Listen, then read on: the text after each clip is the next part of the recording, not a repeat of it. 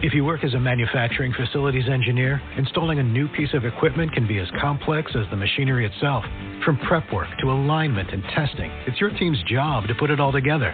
That's why it's good to have Grainger on your side. With industrial-grade products and next-day delivery, Grainger helps ensure you have everything you need close at hand through every step of the installation.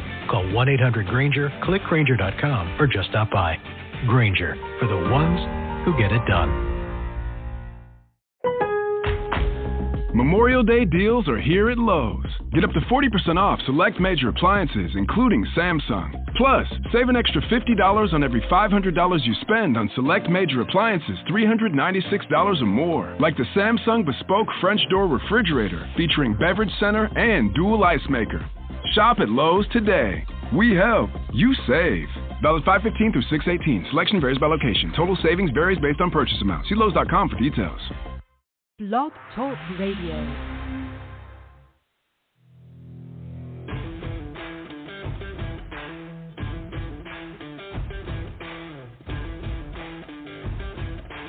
The following broadcast is brought to you by the iGolf Sports Network.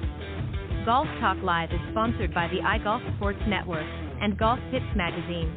Here's Andrew to tell you more about our sponsors.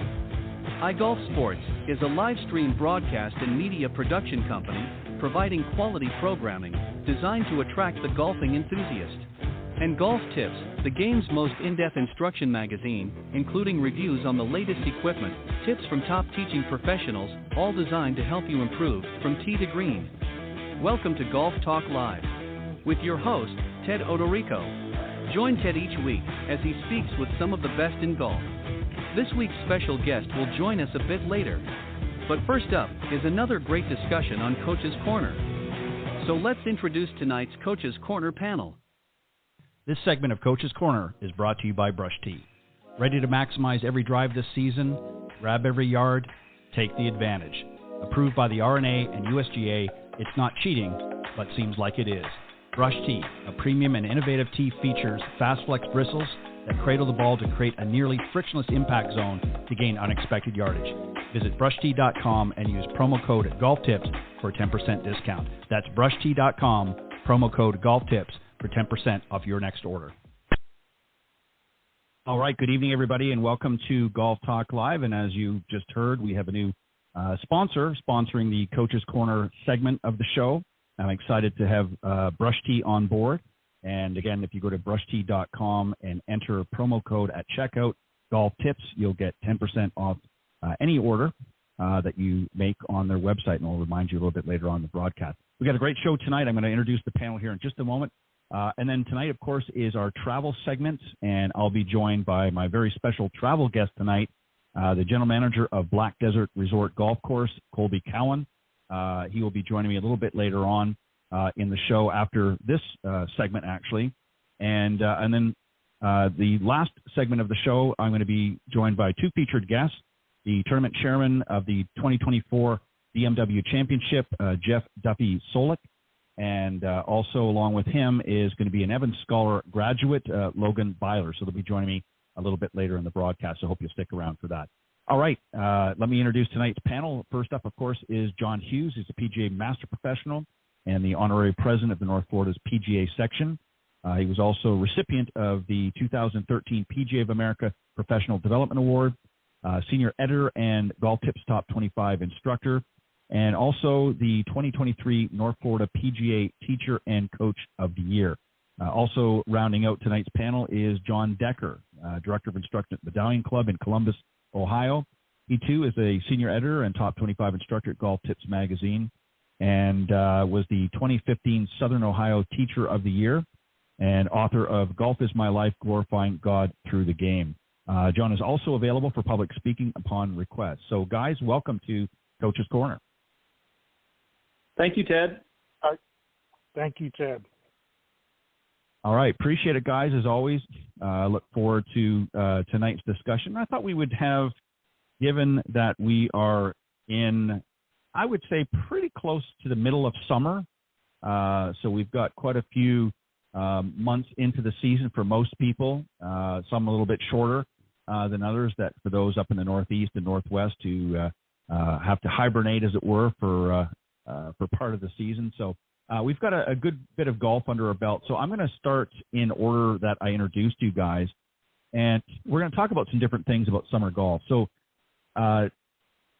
John Hughes, that is, I'm going to do John H. and John D. To let the folks know which one's going to be speaking. So John H., I'm going to start with you. Time of the season, hopefully we've got some of the cobwebs dusted, cleared away, if you will. And what I want to ask you, John, is this. It's really sort of a multifaceted question, and it gives you a lot of opportunity to expand in different areas if you choose to. We're going to talk about practice routine. So what you're practicing at this point in the season, does it change at all to say early in the season? Early in the season, obviously, you're trying to get things, back up to snuff. Do you modify anything differently as you progress into, say, the summer months like we are now? And maybe you can offer some suggestions to players out there how they can get the most out of their practice routine.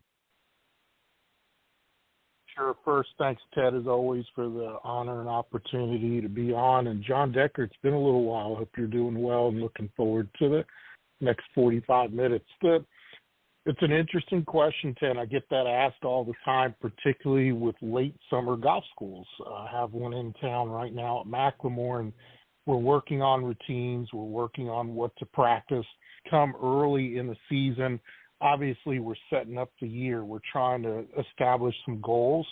We're looking at some statistics from the previous year as potential goals to reach.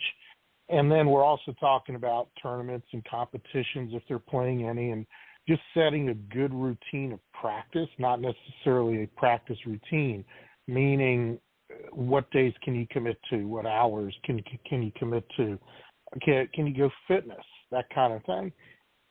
And once it's all put together, hopefully they're staying routine with it. They're staying regular and staying to the schedule they've put together. And as well, you hope that you're seeing some progress in skill development, some scoring, and there's some statistics to now compare to the previous ones. And probably midstream, if this person, say, had seen me in March or February, now they're seeing me in July, we're looking at all these stats and we're making comparisons and doing an evaluation as to where they are right now as compared to where they were, but also compared to where their goals are. And we may be altering practice just a little bit. Are we going to practice this skill instead of that one because we've reached the goal or surpassed the goal? In playing and practicing, have we forgotten something, or is there another statistics that is a glaring deficiency that we have to add in? A lot of what you're doing now, because you hopefully have made those bigger changes per se, is maintaining that sustainability of change. People call it consistency. It's sustainability. It's your ability to repeat it over and over and over again. And as much as people think, well, I think I got it now, I can go on to something else, you probably don't. You've already experienced that in May, June, and halfway into July now almost. So it's a matter of going back to some tendencies, maintaining the strengths of those good tendencies, working on the tendencies that you still need some improvement upon, looking at what else can we add based on your time availability and commitment level, and then looking at something going forward goal-wise, again, having purpose to all this, that by the end of September or the beginning of November or whatever it is, I want to be able to do X, Y, and Z. And I would say massage it. It's not a different practice plan. You're just evolving it based on me as a coach, that is. I'm evolving it based on what the client's telling me they're trying to achieve versus what we're seeing realistically in stats and scores to get them where they want to go. Well said. I think you laid it out just perfectly. You have to always be willing to adapt, I think, as you go out through the season. And I like the fact that you really talk about let's get things sort of organized at the beginning of the season. Let's get a routine as opposed to just a practice routine, and get it sort of a baseline, if you will. Let's have a starting point and let's build from that. And then let's make it consistent throughout the season. So we're doing the same thing working on the same things and warming up, if need be, on certain situations. But I think it's very well put out. And John D., this is where I want to get you to pick up from what John H. just talked about. And a lot of people ask that. I'm sure you guys have been asked many times as well. And we're going to talk about two areas, a warm-up and then obviously a practice session. What do you consider a reasonable amount of time to spend on a warm-up? So pre-round, how much time do you think is reasonable to get the biggest benefit out of it? And then a practice session, same thing. Again, I know it's going to vary from player to player, but is there sort of a starting point that you would recommend for most players coming out? And can too much time be spent on either? Can it be an overkill? Why and why not? So talk about the two areas, warm-up practice, if you will, and a practice session. And then is it possible that we're spending too much time in some cases that it can actually be overkill? Give me your thoughts on that. Well, Teddy, thanks again for having me on the show. And, John, as always, I look forward to being on with you as well tonight. This is a great question because, there's a definite difference between warm-up and practicing. I don't want my students practicing or working on their golf swing before they're getting ready to go out and play a round of golf.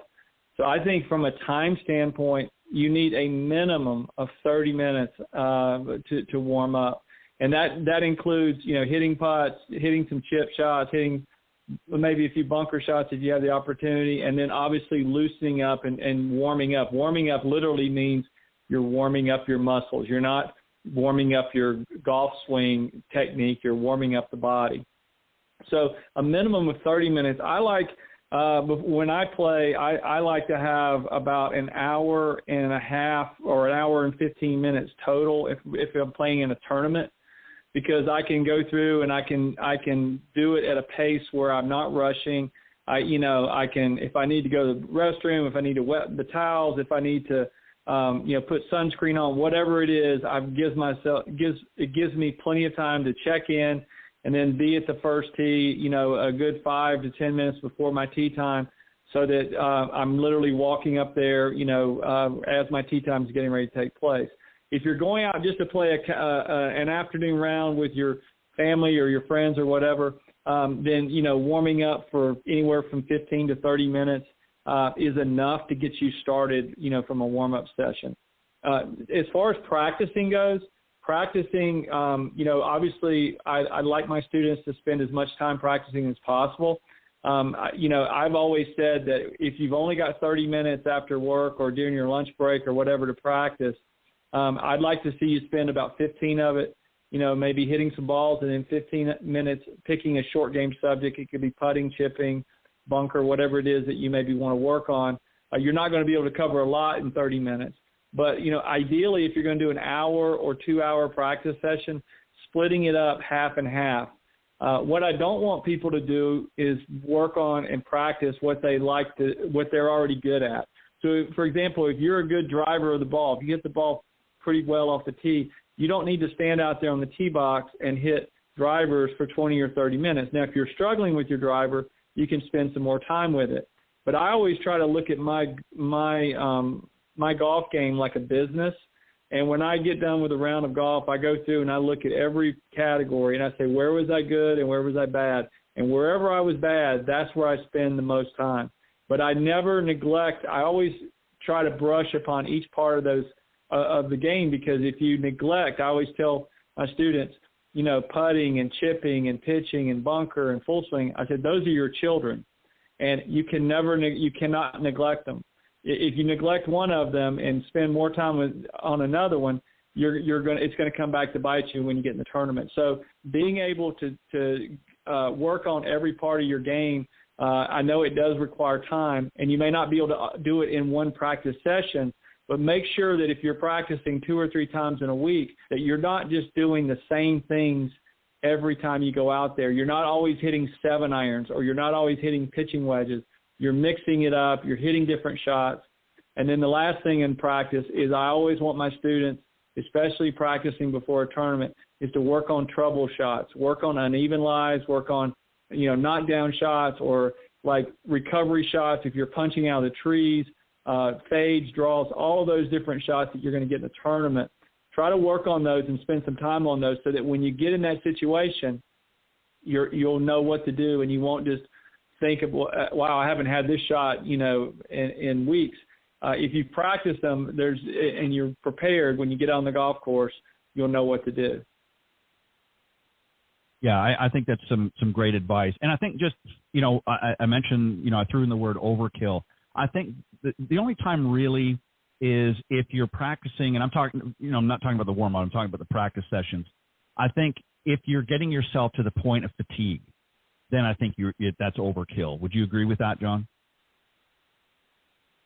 Yes, I would. I think something that I wanted to mention and I forgot to mention, but I heard Jack Nicklaus say this in an interview one time. He said, I wasn't a ball beater. So if I was hitting my 8-iron really well, then I would put it down and I would go to my 6-iron. And if I was hitting the ball really well, I would go work on something else. Don't just stand there and think that, well, I'm hitting it well, let me just keep doing it over and over and over and over again. Because what will happen is you'll start tinkering with your swing a little bit. You'll say, well, let me try to hit it a little farther, or let me try to do this or that. So I think that it's very important that you pace yourself and organize yourself. And I like to write out a plan. When I go the day or two before a tournament, I like to write down everything that I want to accomplish in my practice session, like a to-do list. And I just pull that thing out, and I make sure and hit every one of those items. And those items are always changing. They're never always the same. There's always something that I need to work on more than others, and things I don't feel as confident with. So, yes, balancing the time of it and not overkill and spending all your time in one area is very important. Yeah, it's as you said, it's just as important to mix it up as well. And I think that not only helps make it more interesting as well, in your practice sessions. Because if you're doing the same thing all the time, and you certainly need to work on certain things if they need worked on, but at the same time, you need to mix it up. There's, everybody has usually more than one area of their game that could be dealt with, and a lot of people don't practice their bunker shots as an example. So that's an area that, maybe this time instead of, as you say, sitting there hitting those 6-7 irons, maybe get in the bunker and hit some shots out of there, because that's something that, you're not maybe faced with as much as you are with other situations, but it's one that doesn't get practiced very well. But great answers and some great advice. Thank you for that. All right, Mr. Hughes, we're coming back to you. And this one here, I think, again, we're really talking about sort of midsummer. Obviously, you're always going to be working on things. It's never really stopped. But should a player be cautious about making, at this stage of the season, be cautious about making too many swing changes at this point and maybe actually running the risk of making their season worse? So obviously we have to work on certain things. Some things may need to adjust, but do we have to be cautious that we're not making too many changes this, halfway through the season, that we run the risk of making it even more exacerbated as the season continues? What are your thoughts? That's a fantastic question, because I'm dealing with that with an elite junior right now who back in the beginning of the year was trying to make some changes. I hadn't seen him in a while. He had switched coaches. He came back to me and in March, and basically, let's get you regrounded to the things that make you successful. And it worked, but he's very what's the word I want to look? He's anxious. He's in a hurry to regain some ranking points. And he still believes that constant change is better than being consistent with what he can do. And I literally had a virtual lesson with him yesterday, just trying to get him regrouped back to what works. The way you pose the question, I would have this phrase to use. If you're having to make a major change now, you either A, made a major change that didn't work, B, you made a major change that is so hard for you to repeat that it's going to take a lot longer time than anticipated, or C, unknowingly you made a change that's gotten you into this position, and we're not trying to change or make a major change. And in the case of this young man, we're trying to get you regrouped. We're trying to get you back to square, back to the basics kind of thing, put the training wheels back on, So you don't feel like you're making a major change. Most amateurs at the club level, they're always tinkering. They're always looking for something. And to John's point, hey, you shouldn't be tinkering when you're going out to play. But the time to make that change is off the golf course. And doing so on the golf course can lead to a lot more catastrophe than what most people are anticipating. So if we're making a major change, it's because it's a yin and yang. It's an equal and opposite reaction kind of thing. There was an action prior that's forcing us to make that change now, or, hey, whether you realized it or not, you did do this, and we've got to get you back to what makes you successful. Yeah, you raise some great points, and and it sounds like this student that you're working with now kind of falls into this trap where they've got a lot of good things right, but maybe have some areas that need some tweaking or adjusting or changes or whatever, however you want to phrase it.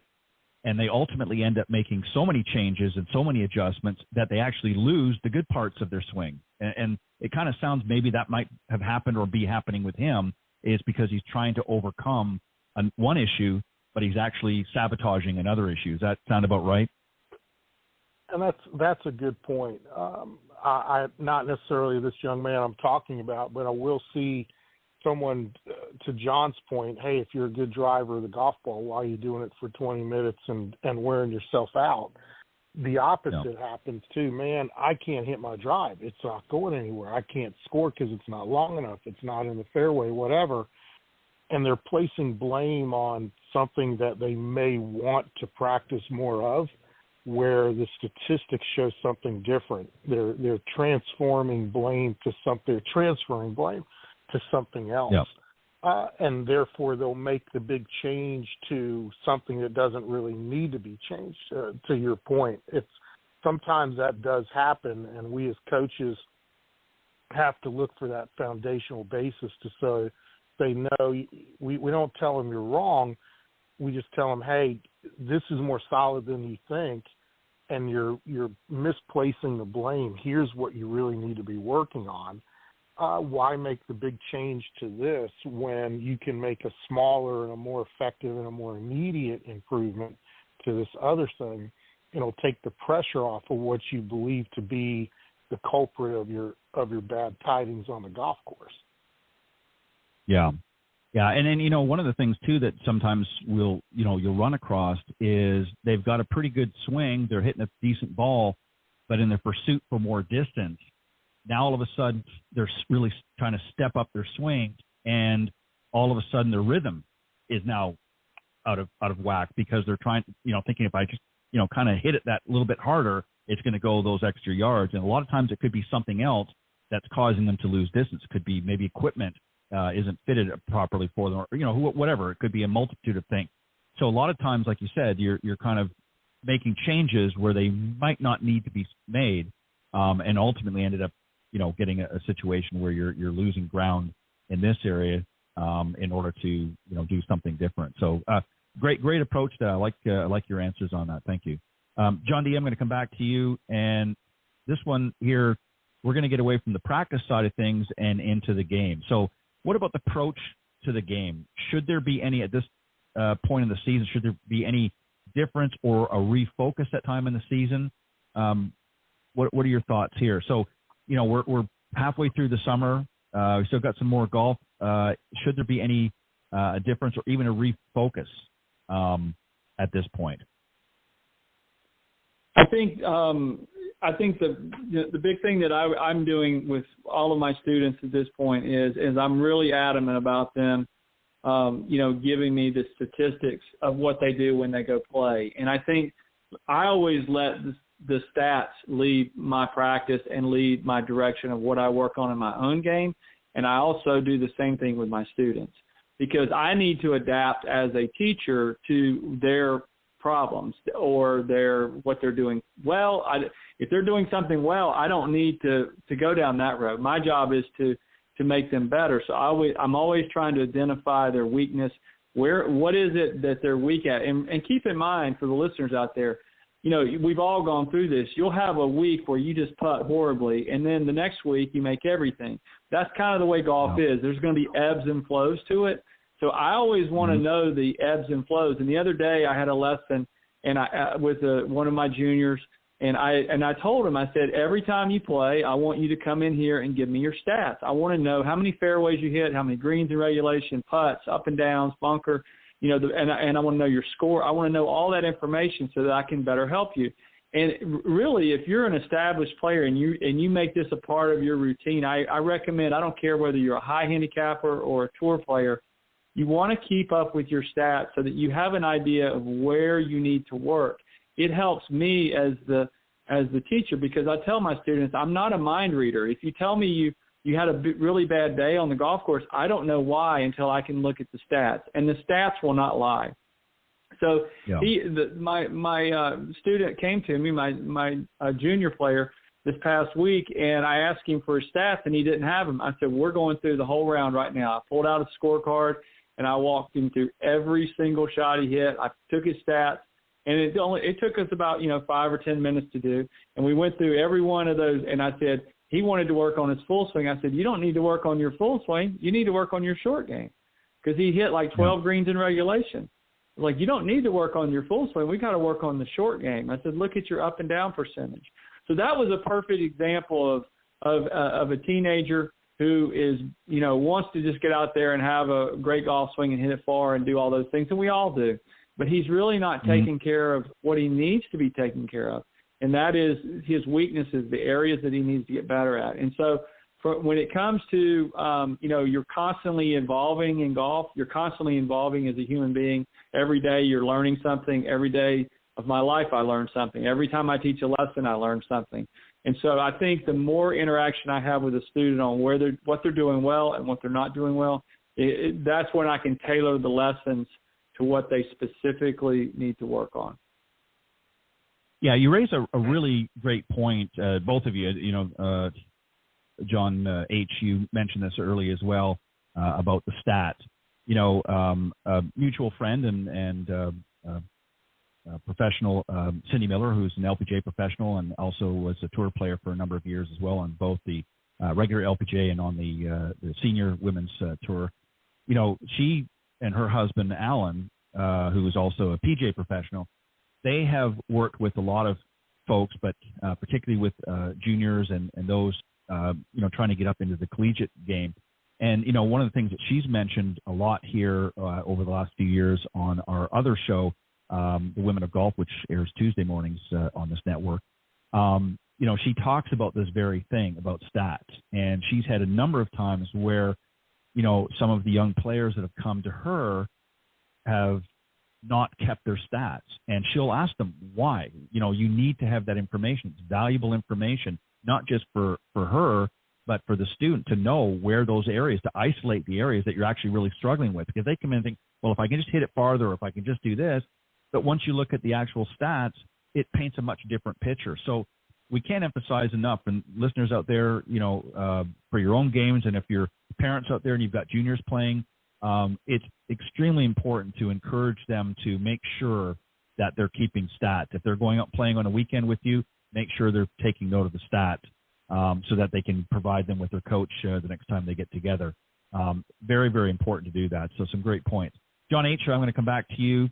You kind of, I think, tipped the hat on this one a little bit earlier, but if we're preparing for an upcoming corporate event, maybe the club championship, how far ahead should you prepare for that event, and what should the focus on be here as the event draws near? How much time should we really dedicate? Obviously, you're practicing and working on things all through the season, but if you've got a special event that you really want to, do well in, how far out should we be preparing, and should we be getting our coach and professional involved at what point to give them a heads up, say, hey, I've got my club championship, the end of August, let's say, for example.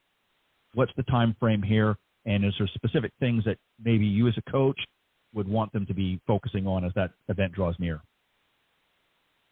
So that's a great question, and one of the obvious non-answers are the day before the tournament. I'm booked, sorry to get me. And I'm probably booked with somebody who's been working with me the proper amount of time, which is 6 to 8 weeks out.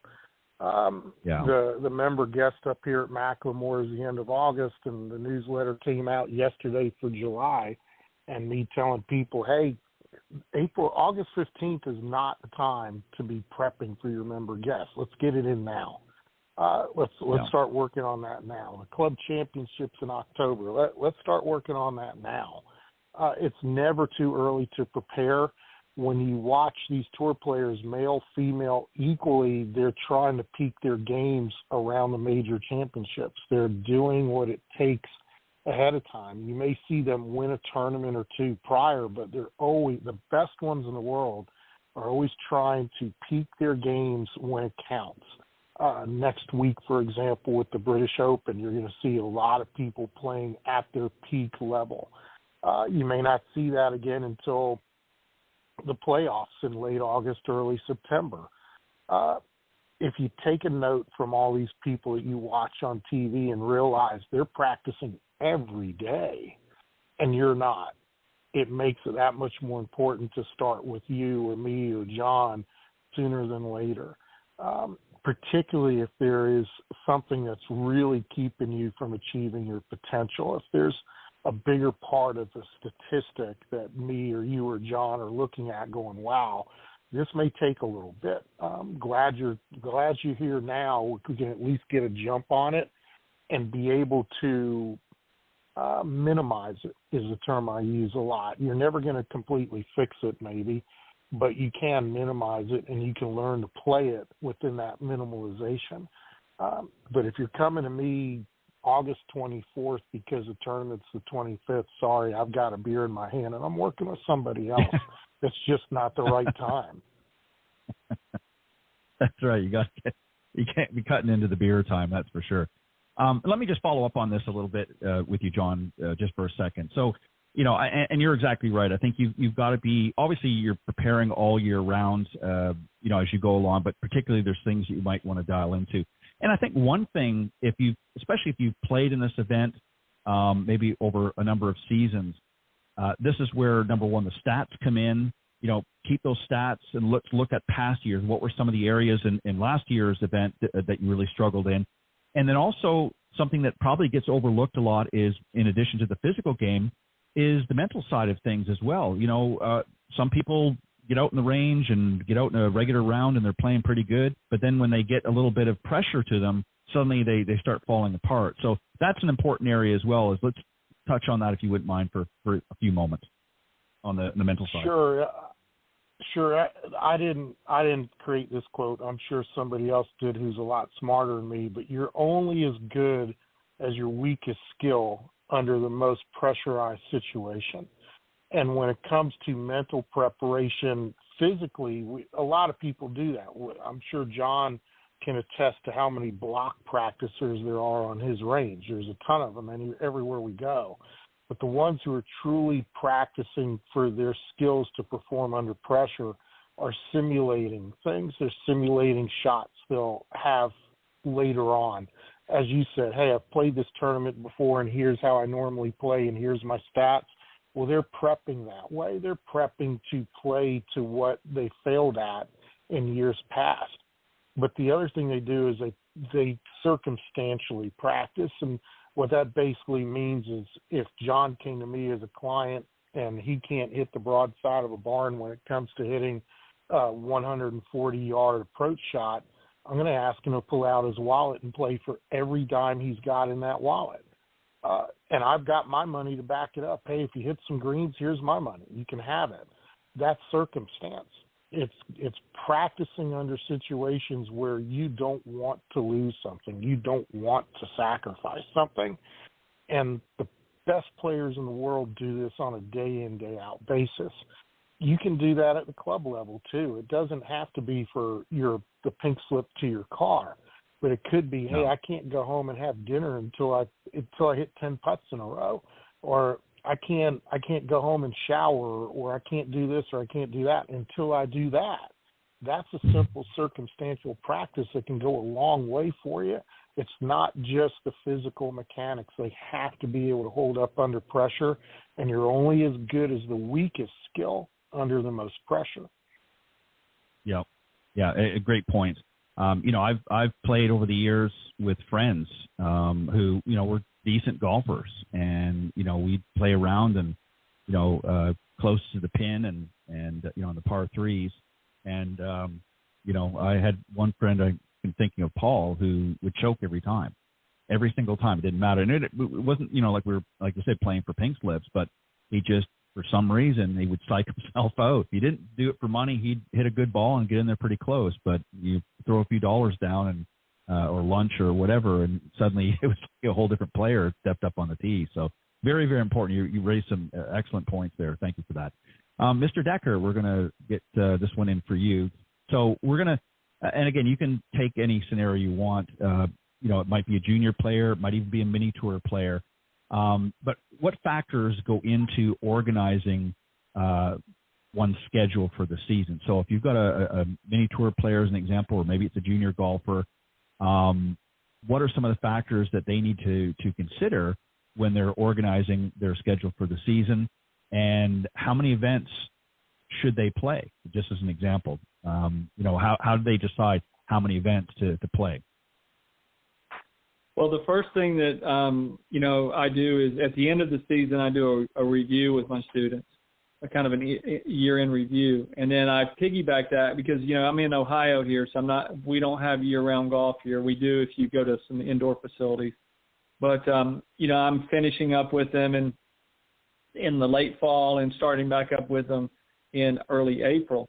And so I kind of, will have the year-end review with them. And then at the beginning of the year, I like to kind of test them and just basically say, what are your goals this year? I said, last year your scoring average was, 78 or 76 or whatever it is. What are your goals this year? I mean, you're not going to go from a 78 to a 69 in 1 year, but, I try to give them realistic expectations once they've given me their goals. I don't, when they say my goal is to hit it farther, that to me is not a goal. That is an objective. A goal is something that's long-term, that's something you put out there. An objective is something that's more short-term and specific. I want to hit my driver 10 yards farther. That's more of an objective than a goal that I want to win the club championship or whatever it is that you may want to, whatever your goal is. And I tell my students, if you tell me that your goal is to play on the PGA Tour, I think that's a great goal to have. But here's what you got to do to get there. You got to increase your practice time. You got to play in more tournaments, whatever it is. We've got to get you, whatever skills that they need to work on. I want, my students to have big dreams and go for them and just see where they go from there. As far as the amount of tournaments that they play in, I did have one junior who was really playing well this year. And then he just kind of hit a rut, and he was playing too much. He was playing more than he was practicing, and he was playing like every single day pretty much and not putting enough time into practice. And then he went out, his father even said to me, I think he's a little burned out. And so they took a vacation and went to Michigan and came back. And first tournament back, he shot 71 with 5 birdies. And so it was almost like, it freed his mind because he was shooting in the low 80s when he left, and it was just he had done it too much, and we've all been there. When you start getting when you feel like you're extremely tired out there on the course, when you feel like maybe you don't want to be out there, whatever it is, maybe you're doing it too much. So I guard against that with a lot of players because it is long. There are long days up here in Ohio in the summer, and kids can, if they're really into it, can be out there all day long. Every now and then they do need to take a break. They may need to take a couple of days off and, go to the swimming pool or do whatever just to clear their minds and then go. But you can't be that's the extreme of overdoing it. On the other side is the kid that plays in 1 or 2 tournaments in the summer and then they want to go out for the high school golf team. That's not enough. They're not getting enough play in. So, right. I try to get kids I try to tell them, if you can be playing, you need to be playing in some sort of competition, whether it's once a week, once every 2 weeks. I realize that it's expensive. I realize that there's some families that maybe can't afford to do that. But the more you can get out there, and if you're not playing in tournaments, you need to at least be going out there playing with kids or adults that are better than you. There's nothing – that's the best way to learn, is to get out with kids that are maybe a year or two older and maybe they're better than you are, and ask them if you can play with them and play with them and watch what they do and start learning some of the tricks of the trade when you get out there on the course, because I can't be with them all the time. So those are things that as far as the amount of time to put into it, the more time that you can get under the fire, like John was saying, the more times you do it, the better you get at it. And what you start learning to do is you start learning to, it's almost like a drug to you, because the adrenaline of being in the pressure, you start really wanting that feeling. And I used to always say, I used to hate it whenever I would play, sometimes just going out and playing and it didn't mean anything and there was nothing, it wasn't a tournament or anything. I got bored with it a lot faster. Once you start playing tournament golf, you look for that adrenaline. Well said. The reason why I asked that specifically, where, we've seen a number of examples over the years, as I mentioned, a number of coaches that I've spoken with and interviewed. Obviously, I don't work with juniors, but and obviously, the mini tour players, again, it's a little bit different, but, junior golfers sometimes get, pushed into too many events. They get overwhelmed and they don't have a good balance. And I think as far as the tour players, same thing. I mean, I can give you, many examples. I remember just a few years ago on the Epson Tour, a lot of these girls, they had one season and somebody, when they did the schedule, had 7 events in a row. Well, by, event 5, most of the players were getting burnt out. And we interviewed a lot of them that came through over that period and then to follow. And everyone said the same thing. And, of course, beginning of the next year, they made a drastic change to the schedule and it was just a coincidence. They had some new events come in and things like that. But, I think at the beginning of the season, you've really, as you said, you've really got to assess things from what's happened this current season as you prepare for next year. You want to factor in a lot of things. And sometimes, these young guys and gals get very overexcited about wanting to get out there and play and test themselves against other, top-notch players, and that's admirable. But at the same time, you've got to be careful that you don't overextend yourself. Again, either burnout or you get to a point where you're almost you're not enjoying it, you're resenting it because it's taking so much of your time. So I think it's important, whether you're a junior player or a mini tour or other tour player, it's all about balance. You've got to find balance in your life and not just, constantly be out on the golf course. You got to give yourself some time off. So I think that's a great point to end this with. Well, it's hard to believe, but we're pretty much finished our segment a couple minutes early. So I'm going to give each of you a couple of minutes. Mr. Hughes, if you want to start, first off, let the folks know where they can get in touch with you and best way to do that. And if there's anything special that you want to promote this year or this over the next couple of months, by all means, go ahead. Sure. First off, John, another engaging conversation. Every time I'm around you, I pick something up and I appreciate it. And a couple of things you said apply to some people I'm dealing with now, working with now, and I appreciate the wisdom that you share with us. Ted, again, thanks for the opportunity. People can find me at John Hughes Golf, whether it's .com, ampersand, hashtag, whatever it is. I'm now currently at Macklemore Resort in Lookout Mountain, Georgia, serving as their director of instruction for the summer. Wonderful place, very special place, and I hope you come up to see me here where you can do a 1-to-1, 2-to-1 golf school, just get some good coaching done if you're in the area. We'll be back at the Omni Champions Gate Resort permanently come November 1, and looking forward to seeing people there as well. Very good. And Mr. Decker, let the folks know the best way to reach out, and if there's anything that you'd like to promote or plug, by all means, go ahead. Well, Ted, first of all, again, thank you for having us on the show and giving us this platform. And John, as always, I thoroughly enjoy being on with you as well. It's been a while since we've been on. I think this is the first time this year, but I always learn something as well when I'm with you. And good luck with Macklemore. I hope to see it one day. The pictures I've seen of it, it just looks beautiful. So congratulations again on that job, and also down in Florida. It's for the folks out there that want to get in touch with me. You can go on my website, deckergolf.com. It's all one word, deckergolf.com. You can also follow me on Facebook, YouTube, LinkedIn, and Instagram. I'm a published author as well, and my book, Golf is My Life, Glorifying God Through the Game, is on Amazon and Barnes & Noble.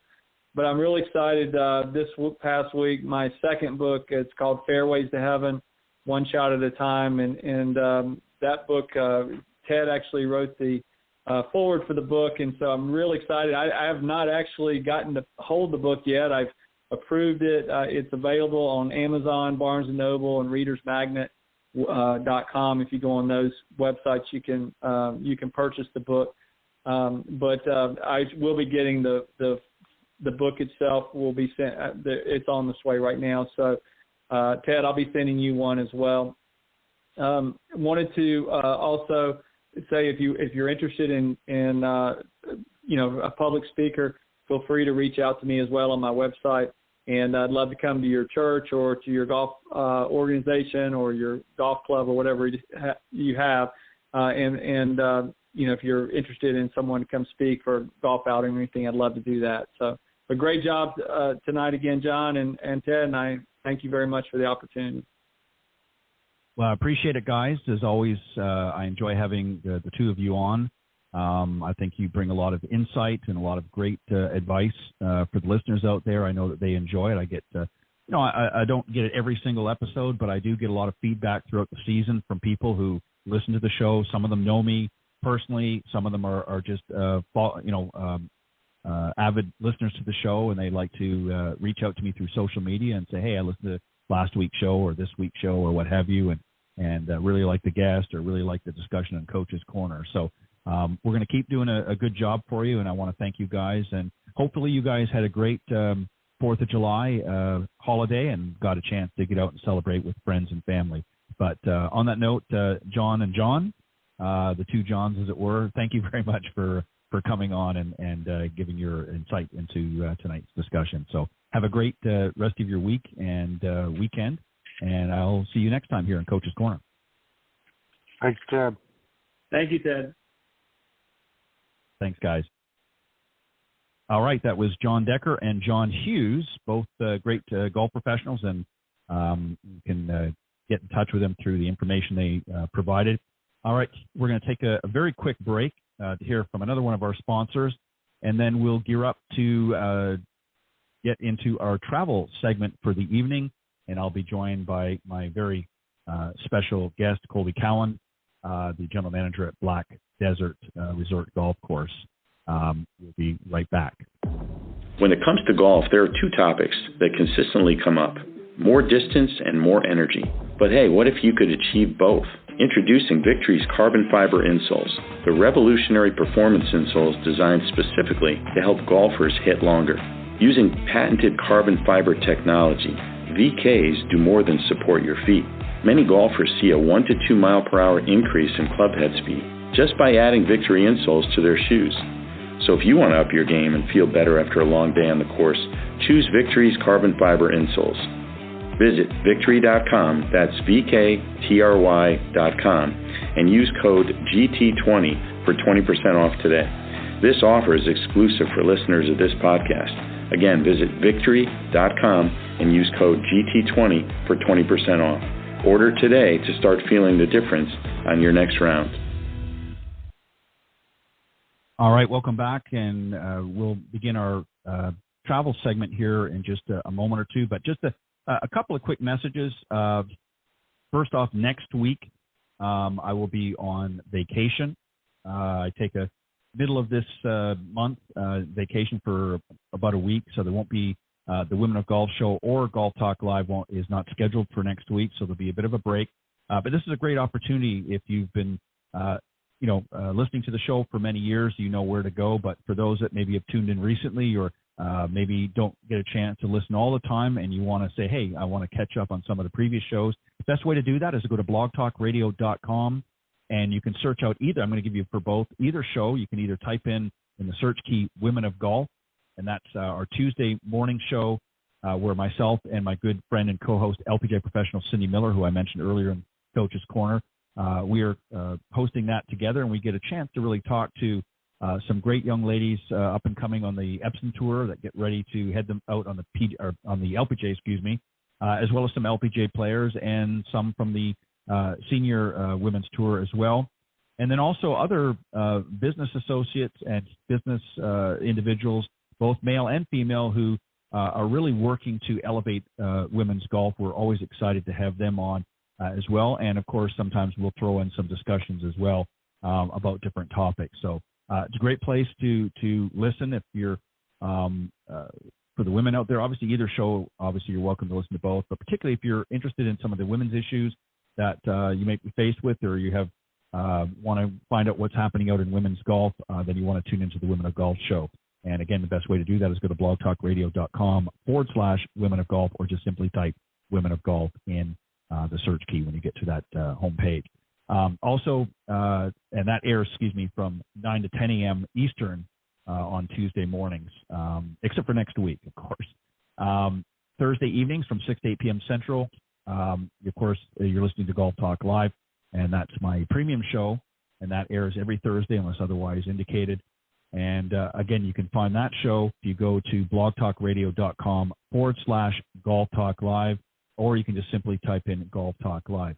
What's unique about these shows, they're both live during their regular scheduled times, but what's unique about them is they are also auto-recorded. So if you can't join during the live presentations, not to worry. Just visit those links, those home pages, and you just scroll down to the on-demand section, and you can listen to them at your convenience. All of the previously aired shows, including tonight's, will be there shortly after the end of the broadcast, and you can just scroll down, and the most recent is always at the top, so you can go in that order, and or you can skip back several years and listen to one that maybe you hadn't heard before. So lots of great. I've been doing the Golf Talk Live. This is season 12, so it's been doing this for a while. And Women of Golf, I started a year later, so it's in its 11th season. So a lot of great shows on both platforms. And also at the end of the show, when I do the outro, it'll tell you some other great ways that you can listen to the podcast as well. But for those of you tuning in live, I want to thank you always for coming in each and every week and clicking on and listening live. So we appreciate that as well. And enjoy doing the shows. Always try to mix it up and do some things different. And our travel show is, travel segment rather, is what's coming up next. So I'm just waiting for the travel guest to come on. Hopefully he'll be here in a moment or two. And if not, then I will fill in the time. But let me just do the promo for it, and I'll be right back. This golf travel segment is sponsored by Golf Breaks by PGA Tour. If you are tired of researching and planning your group's golf trips, let the travel experts at Golf Breaks by PGA Tour help. Get a customized golf trip with their hassle-free service and save money with their guaranteed best prices. Right now, Golf Breaks by PGA Tour is offering up to $200 off your next golf trip, exclusive to Golf Talk Live listeners. Simply quote Golf Tips 200 online or over the phone. Terms apply. Go to golfbreaks.com to start planning your next golf trip today. All right, once again, welcome back. And I'm just waiting for tonight's guest, Colby Cowan, the general manager of Black Desert Resort Golf Course. Hopefully he's going to be able to make it tonight. And if not, then I will put in some other things that we can do and talk about for the next 20 minutes. It's not a long segment. It's just a 20-minute segment, and it looks like he's here. So let me just introduce him, and then I will bring him on. Colby, of course, has a 30-plus years of experience in the Utah golf industry, and has most of it has been in southern Utah. He most recently served as the director of golf operations for St. George City, a position he had held since 2012. Prior to working at St. George City, he served as the head professional at Sand Hollow Golf Course in Hurricane. He also served as the director of golf at the Ledges Golf Club in St. George and head professional at Coral Canyon. And currently he is the general manager at Black Desert Resort Golf Course. So please welcome my very special guest, Colby Cowan. Colby, welcome. Well, thank you. I appreciate you having me on. Not a problem. I appreciate I'm glad you were able to make it. And We'll try to get to as much information as we can. Unfortunately, I don't know if you know or not, Robert Kaufman was supposed to join us tonight. Unfortunately, he's enjoying himself doing some photography out at Lake Tahoe at the celebrity event this week, so he wasn't able to join us. He says he's working, but I don't believe him. But anyways, so not if you're in Lake. Not if you're in Lake Tahoe in July. That doesn't sound like much work to me. That sounds like a pretty good trip. Yeah, he said he was working hard, so you'll have to bust his chops on that one if you get a chance. So you got it. I laid out just a little bit of information.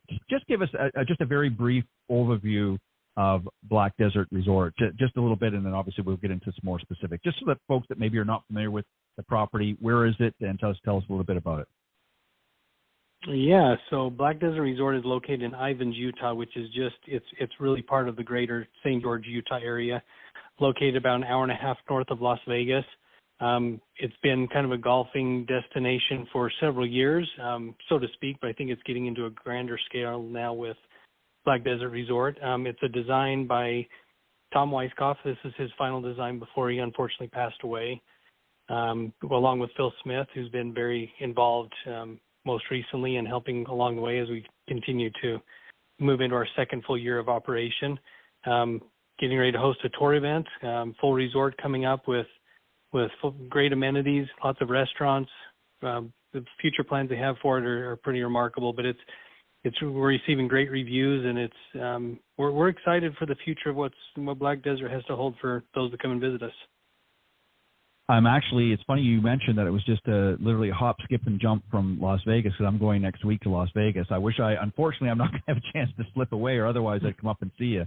I'll have to keep that in mind for, I usually make an annual trip, so I'll make a point of doing that next year for sure. But, so you mentioned about an event, they're going to be debuting the PGA Tour Black Desert Championship this October. Talk about that. What preparations are being made for this debut event? Yeah, so it's the week of October 7th through the 13th. Lots of preparations going on right now. Currently, they are setting up the grandstands. They just started that process this week. There's 4 or 5 that are going to be going up around the property.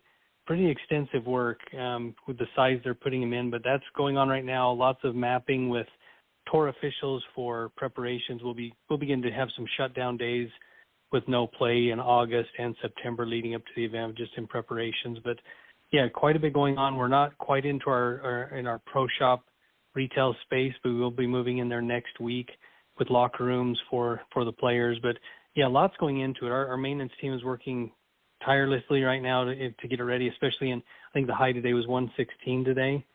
Wow. So they're working hard in those conditions and getting those stands up. I mean, guys are working extremely, extremely long hours, but we know the end result we will be ready for, and we're excited to show it off to people when they get to see it for the first time. Yeah, and just a quick note for the listeners. Now, there has not been a tour event in Utah since 1963. So this adds an extra amount of excitement to have a big event coming back in the area. I mean, we're talking many. I mean, that's a year before I was born, so that's a long way back. And also you go ahead. Well, yeah, just to your point. I mean, when this was announced, I don't think people believed it at first because it's been so long. Boy, the excitement it's unbelievable. The turnout of volunteers that we've had, request people that wanted to help. I think they have. I heard last week, I believe, still about 100 people on the wait list with so many people that want to help. I mean, there's such a great excitement about it. So it's pretty remarkable when you haven't had one in the state for that long. People get pretty excited easy. Well, and just to add, a little bit further information is you guys are going to be also hosting an LPGA event in May of next year. So you not only have the guys coming in this fall, but you got the ladies coming in spring of next year, right? Correct. Yeah. So the LPGA Tour will be here the last week of August into the first week of May. So yeah, a short, really 6 months later, we'll be getting ready for that event and hosting the LPGA event, which I think is going to be great as well. I'm really looking forward to seeing the LPGA and see the players what they think of the facility and the golf course. I think both tours will really enjoy it. I think the players will. Yeah, I couldn't agree more. I went on to the website earlier again today. I've been on a couple times, but I was on again today just to look at some things, and it looks just absolutely gorgeous just from the pictures and that. It's just something definitely I think the players are going to love. And what's also, super exciting as well for you guys, the timing of this tour event coming up is you're also going to be having a ribbon cutting to open the resort, correct? Like officially? Yeah, that's kind of the plan. Is we'll be moving in. They've got some rooms and everything. They're getting ready with some of the restaurants as well. That will be opening about the same time as the tour event. So it's I don't think the full resort will be fully completed yet, but what we'll need for the tour event will be completed. But yeah, it'll be a good way to kind of show it to the world and future plans of what will be coming over the next 6 to 8 months. And what has been some of the feedback so far? I mean, obviously, you're going to have a bigger opening as the months and that go on, but you're open now. What has been some of the early feedback that you've been getting? Extremely positive. We've been very fortunate. The agronomy team, Ken Yates and his crew, and Ross Lobsher, they've done such a fantastic job. And so when golfers come in, I think they're blown away by the sheer beauty of it. It's out in Lava Rocks by the name Black Desert, obviously, but great views of Snow Canyon Parkway with the red rocks, Snow Canyon Park, And I think people, the conditionings are they're one of a kind for our area. It's a true destination golf course that everyone's enjoying. We have a lot of great amenities as part of that. With every paying guest, they get a caddy for their group, a 4 caddy. We have food included in your round from our Club 73 food outlet to the new one coming open, the Oasis that opens next week. There's just a lot to be included. Our goal is that everyone steps on property and they're treated from bag dropped when they leave the property. They're treated like it's their private club for the day, and that's what we're striving to do. You mentioned earlier in the segment about obviously the late Tom Weiskopf. I watched him growing up and always enjoyed him. He had just a great presence in golf and just loved it. And for some reason, I'm not sure exactly why. I'm sure he probably mentioned over the years, but he obviously had a love for the desert. He just had a number of different projects that he's done over the years out in the desert, and obviously this he was involved at some point with this. But what is sort of the story behind that a little bit? Can you maybe talk a little bit of the story behind Black Desert?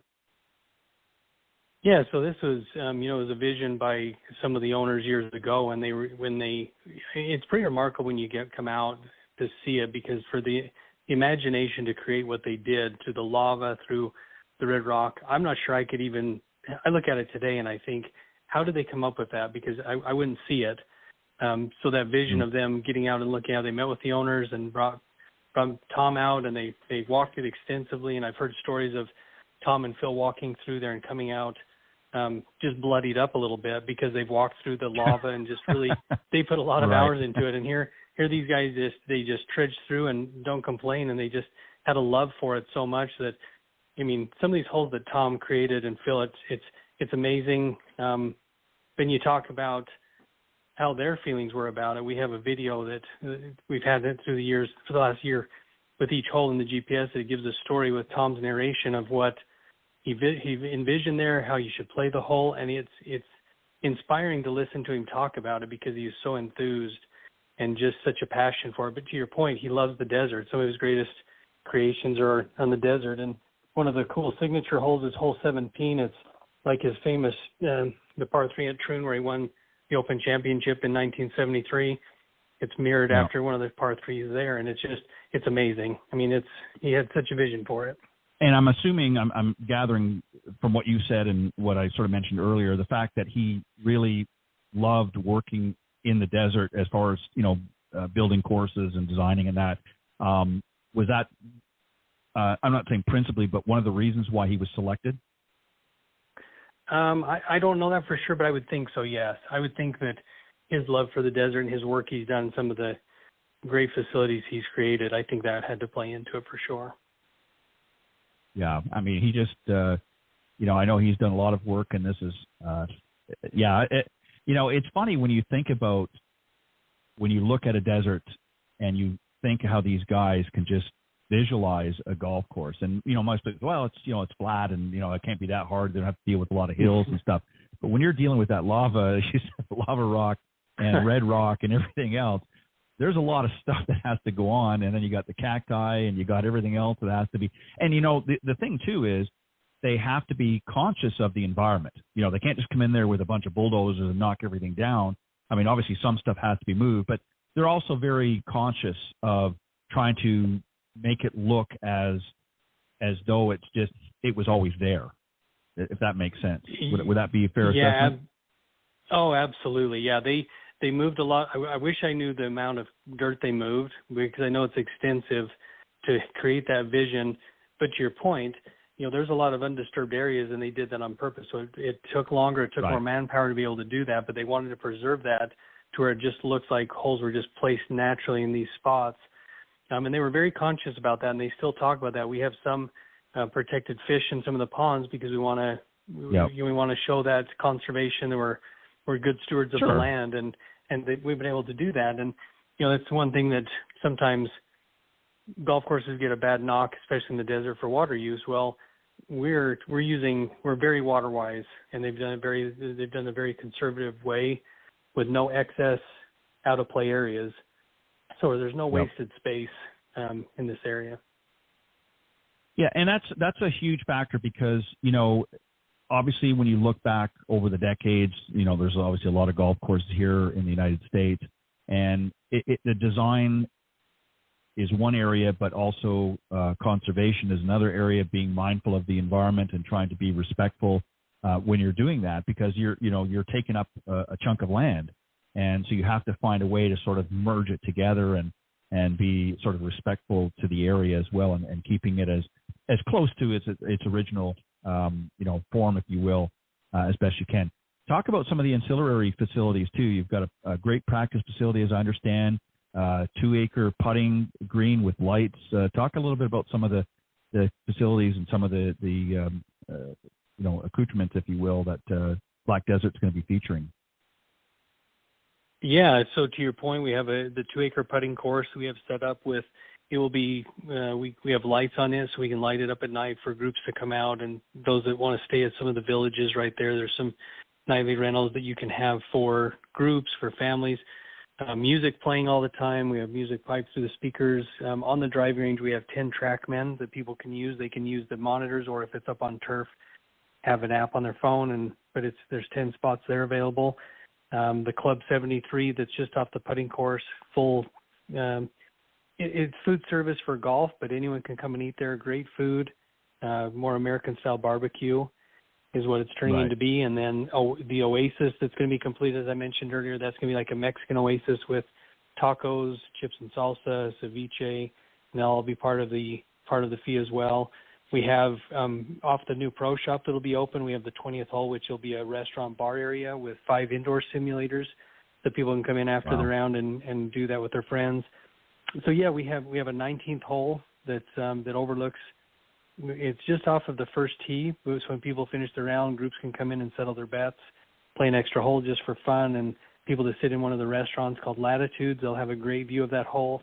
They can sit there and mock the golfers if they want, yell at them, whatever they want to do. But it's just that extra hole that people can play to settle bets, or just, like I said, just to play one more hole. So there's quite a bit included. The caddy program that's included in with the fee, and that's been a very popular thing to have some people with local knowledge of getting around the course and be able to tell the history of the course and what's available to them. So yeah, it's a great overall experience for anyone that comes in. It's very relaxed atmosphere. People can sit in the jacuzzi over by Club 73 when it opens up, and they can come over to the putting course in their swim trunks and putt if they want. I mean, there's going to be very little restrictions that way on what people can do. We just want people to come over and have a good time and enjoy it. And an important factor I want to bring out as well is, obviously in the St. George area, it's been probably one of the fastest growing golf destinations in the United States. Right now they've got, I think, 10 plus golf courses, number of hotels, restaurants, and so forth. But that hasn't really, up to this point, had a real golf, destination resort. So how do you feel how do you think Black Desert is really going to help change that and sort of change the face of golf in Utah? Yeah, I think it's going to take it to a whole new level. I've had several people talk to us as groups come through that have played the course now, and they've said that. They said, boy, it is about time St. George and Utah have a destination resort like this, because you see them in other locations. You see them in, Vegas or Pebble Beach, Pinehurst, wherever it might be. But doing something like this is going to change the landscape. It's going to get a whole new set of eyes for groups who want to come into the area, and it's going to help the other courses we feel like in the area as well, because they're going to play more courses, obviously. But it's Sure. going to change the landscape of golf in Utah. Well, and you mentioned early on that it's a very short distance from Las Vegas, so you're going to get eyes there as well. I mean, it's, a lot of people, I know myself, I like to rent a car when I'm there and sometimes go out of the area. So an hour and a half is not that far away. So it's, very easy to come and maybe spend a night or something, what have you. But it's fantastic. I think it's a great. And what about real estate opportunities? I imagine there's obviously that available as well, right? Yeah, there are, and as more units open up in what's called Family Village, there will be some more opportunities. So, but I do know they have a few spots available, a few things for purchase, whether it be in the resort or some of the nightly stay packages that they can put into a pool. But yeah, there are some offerings that are still available. Fantastic. And what do you envision as sort of the long-term vision for Black Desert? What's really sort of down the road? What are we looking at? I mean, is it the one course now that's there, or is there multiple? No, it's one currently, and I don't know of anything in the future. I'm sure that's something that will be looked at, but it is the one course now. With the resort, it's all inclusive as far as different activities. There's going to be pickleball, a water park, a boardwalk with there's going to be a promenade where there won't be any cars on this, but you can walk down this promenade with shops and restaurants. So as it grows out, it's going to be all inclusive for non-golfers as well, and that's what there's a full spa that's available with different treatment options that will be open first part of next year. So really, people can come here if they're golfers or non-golfers and find something that will be enjoyable for them to do. Fantastic. And as we wrap up, where can they go? What's the website that they can go to get more information? Yeah, website you can go to is blackdesertresort.com, and there you can find information about the golf course, hotel or resort reservations. You can find information on the events coming up, the PGA Tour and the LPGA Tour, and that's where you can look for if people are interested in coming here and looking to move to the area. There's job opportunities as well at the resort. And so, yeah, that's the best place to find everything is at blackdesertresort.com. Yeah, it's a beautiful, very, very scenic, very, different from what you typically see in areas like Florida or Northeast and many other areas of the country. So it's definitely some beautiful landscape, and you want to make sure you keep it in the short grass because, as you said, they kept a lot of the natural landscape untouched, and you definitely don't want to be hitting out of bounds, as it were, on something here. But a lot of great scenery, beautiful mountains in the background all around, and it's just a beautiful resort. So go to blackdesertresort.com. Colby, I want to thank you very much for coming on, and I look forward to paying you a visit here in the not too distant future. Well, I appreciate that. I appreciate you having me on, and yeah, look forward to having you out. And as this continues to grow, we'll add to the story. Thank you, and have a great weekend and much continued success. And don't forget to give Robert a little jab, if you will, in the ribs about not coming on tonight. He'll be getting an email from me later tonight or tomorrow. Yeah. Colby, thank you very much, and all the best. And I really look forward to hearing more about Black Desert. But have a great weekend. You too. Thank you very much. Bye. You're welcome. Bye-bye. All right, that was my very special guest, Colby Cowan, the general manager of Black Desert Resort Golf Course. Again, go to blackdesertresort.com. All of the information, including the information on the upcoming PGA Tour event that's going to be taking. And then I believe he said the last week in May, they'll be hosting an LPGA event there as well at the Black Desert Resort. So definitely you want to look into getting some tickets there. I'm going to take a really fast break, and then I'm going to come back with tonight's featured guest. I'll be right back. The following ad is sponsored by Golf Tips Magazine. Are you tired of being short off the tee? And what about those 3 putts? Forget about it. It's time you got serious about your game. Golf Tips, the most in-depth magazine in the industry. For over 30 years, Golf Tips has delivered expert content such as the latest golf instruction from America's top pros, simple-to-follow practice and game improvement drills, fitness and mental game tips, equipment, training aids, accessory and apparel reviews, golf destinations and travel tips for every budget, and so much more. Don't miss a single issue. Go to golftipsmag.com and subscribe today. All right, once again, welcome back, and I'm very excited to have tonight's featured guest. There's 2 of them. The first one is Geoff Duffy Solich. He is the tournament chairman for the 2024 BMW Championship, and joining him tonight is Logan Byler. He is an Evans Scholar graduate. I'll talk to both of them here in just a moment. Let me just tell you a little bit about each. Geoff is, as I said, the tournament chairman for the 2024 BMW Championship, which is being held at the Castle Pines Golf Club. We'll get more on that. He has been in the oil and gas business in Denver for over 40 years, with experience ranging from private equity investing to upstream drilling and exploration. He is also currently the president of the Ponderosa Energy Holdings, a private upstream oil and gas company focused on the acquisition of minerals and royalty interest in the domestic United States. And obviously, as I mentioned, Logan is, and he was also, by the way, I just want to point out, he was an Evans Scholar at the University of Colorado, where he received his Bachelor of Science degree in Business Admin and Minerals Land Management back in '81. Joining him as well is Logan Byler. He, too, is an Evans Scholar graduate, and he comes from the south of Denver. He and his family are raised there in both sports and faith. And both of his parents are in the education side of things, so we're going to talk to both of them here in a little bit. But please welcome my very special guest, Geoff Solich and Logan Byler. Guys, welcome to Golf Talk Live. Thank you so much. Thank you. All right, I appreciate it. Thank you for joining me tonight. And I apologize, my last segment ran a few minutes late, but hopefully you didn't have to wait too long. So, Geoff, I'm going to start with you, if you don't mind, just to maybe talk a little bit about the BMW Championship and a little bit about what your function is as tournament chairman. Okay. I will let you know I prefer to go by Duffy, and my last name is pronounced Solich. It's kind of a mouthful Solich. Sometimes. Okay. No problem. I'm happy to. I'm the tournament chairman for the 2024 BMW Championship. I'm a member at Castle Pines Golf Club. I'm an Evans Scholar alum, and so a lot of touch points. The BMW Championship is the 3rd oldest PGA tournament event, second behind the British Open and U.S. Open.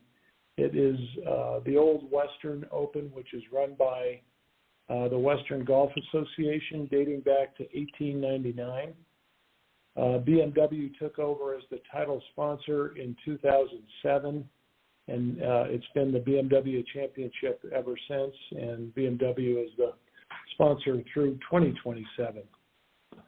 Castle Pines is very excited to host and be the host club for this year's event. There's not been a tour event at Castle Pines since 2006, with the end of the international tournament that ran for 21 years on tour. One of the unique aspects of the international was the Stableford scoring system, which was the only tour event that had that. But in addition, there hasn't been a tour event in Colorado since 2014, when the same event, the BMW Championship, was held at Cherry Hills Country Club. Right. So I'm but privileged and honored to be the tournament chairman. Work closely with the club, the staff. My brother is the chairman of the club, president, CEO of the club. He's also an Evans Scholar alum, and we are working very closely with our great partners at the PGA Tour, BMW, and Western Golf Association, as well as our great civic partners here in Douglas County and Castle Pines. Well, thank you for a great overview of both yourself, and I will, Duffy, I'll make sure that I get it right. You know, it's funny because it always gets me every once in a while, especially with a surname, and I know it has an H on the end, but I've had Googled it and a number of times just to make sure I had it right, and a lot of them pronounce it as though it has a K, so I apologize for that. But I will definitely call you from here on out, Duffy, for sure. A couple of points I want to touch on. Logan, I want to bring you in on this as well because you obviously have something that you can share here. You know, Duffy has just mentioned, of course, he's an alum now with the Evans Scholar Foundation, and you now are well as a graduate. So talk about your experience, Logan, as an Evans Scholar graduate. What brought you to tell us a little bit about your backstory, I guess is the best way to put this. How did you become involved, and maybe share a little bit of your inspiring story and how you got to where you are now? Well, actually, it's a pretty close tie. I saw an advertisement for something called the Solich Leadership Academy, which I didn't know that I was going to be able to meet the main sponsor, Mr. Solich and the Solich brothers. I didn't know that was in my future, but I saw an advertisement for something called the Solich Leadership Academy. It helps people prepare for the requirements that the Evans Scholarship requires. It helps them check a lot of boxes and puts them in the right funnels and trains them to be a caddy, while also training them in leadership and other things. Saw that advertisement while I was playing competitively around the state, and I mean, caddying's a great job anyways, and so I didn't know what my college plans were, but it was awesome to get involved and do the leadership program, and now all the way up to being an alumni after 4 great years in the Evans House. Looking back on it and reflecting on it, it really is more of a gift to your parents than it is a gift to you, because you don't have to put the pressure on them of forcing their hand to help you with college, to put them in an uncomfortable position where they tell you that they can't help you for college. It's really a gift to them and all the hard work that they've done in raising you up. Yeah, I couldn't put it better myself. You're exactly right. And I've had the pleasure over the last several years of interviewing a number of the recent graduates of the Evans Scholar programs, and they all concur exactly what you just said. And I want to get you to touch on, Logan, if you wouldn't mind, a little bit. I mean, obviously the financial aspect of helping you out, to be able to go through college and get a good education. But you mentioned, which for some that may not be aware of it, obviously that you were involved in the caddy side of things as well. What did you learn from that experience? What are the takeaways that you can think of? How has that helped you as you get ready to propel into your career? Well, caddying is not really confined by its job description. I don't think a lot of people can say that about their day jobs and about their jobs in general, especially in service. But caddying is a lot more relational than you could really ever make it on paper. And I think that's something I wasn't quite expecting coming into caddying, but I'm so thankful that that's a trait that was pushed into me by caddying. And you make relationships with the people you spend 4 hours with. I mean, I think everyone can concur that everyone's best and worst personality traits come out on the golf course. And as a caddy, you get to interact with people and build relationships with people through some positive and negative moments. And you're tied to them for 4 hours. And that's a great thing. You get to experience a lot of different personalities. You get to interact with a lot of different people. And your job is to care about all of them individually and care about them not just as someone who you're doing a service for, or someone that you're trying to get paid by, but just as a fellow person. And that was just a fantastic thing. And being able to feel like you're serving every single person that you interact with is something that I hope that, and I will try to carry for the rest of my life. Something that just simply I did not have before I started caddying. Yeah, and there's, again, so many things that you can take away, and life lessons, of course. And Duffy, you obviously have prior to Logan have gone through that. Now you're an alum. Obviously, you've watched this Evans Scholar program grow exponentially over many years now from when you were a participant there. What have been some of the changes that you've seen take place, and what was some of your earlier memories as you were going through to become a graduate? I'll tell you, it's been, as you look back over your life, you can identify certain events that changed the course of your life.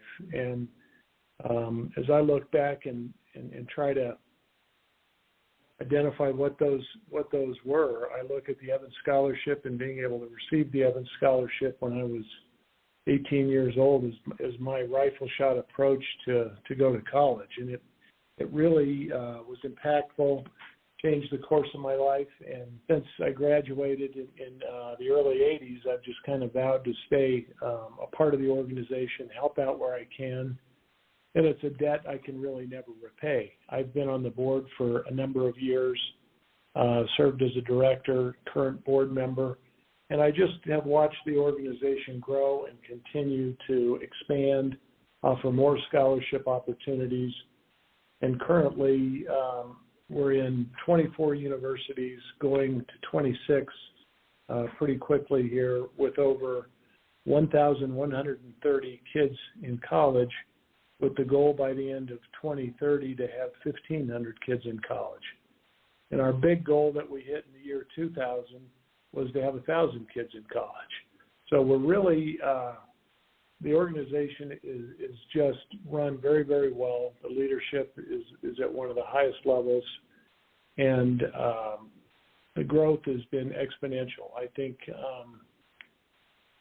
there's been a lot said of youth caddy programs are on the demise, and Western Golf Association and a lot of other organizations spearheaded around Western Golf are really trying to stem that tide and turn the clock back to where we're increasing youth caddy programs, bringing it back, and having it be an opportunity for young men and women to not only have a great job, learn a lot of life lessons through caddying, but hopefully through the requirements, earn an Evans Scholarship and grow the program that way. Yeah, and I concur with that. You know, I've had, as I said, a number of guests that have gone through the same as both of you have, both men and women, and I'm equally impressed with the young ladies that have come up through the programs.